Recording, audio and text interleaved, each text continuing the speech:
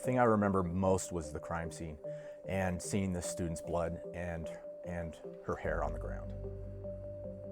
And I will never, ever forget that.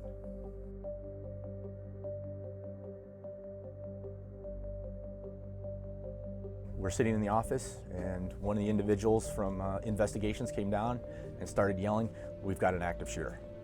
So I grabbed all my equipment, ran out the door, jumped into a car. We went to the school. As we entered the school, it was a very eerie feeling. There was silence. And normally when we train with a lot of chaos and distraction and fire alarms going off and kids screaming and running at you and clinging at you, and silence, almost deafening silence where it was distracting. When we went to evacuate the children, there was a look of lost innocence, and I never want to see that.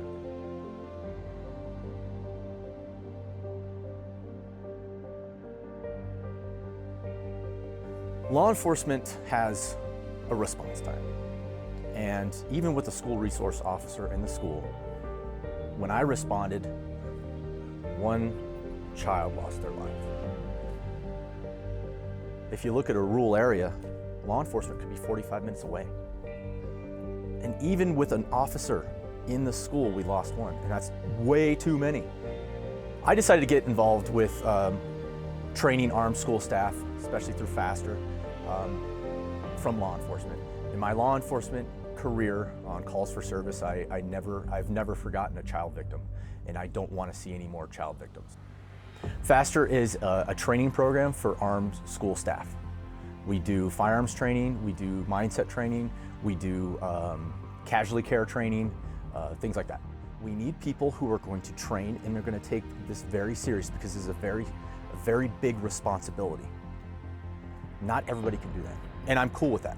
Not everybody should do that, but those who have the ability, who have the mindset to do that, when they stand up against that evil will notice.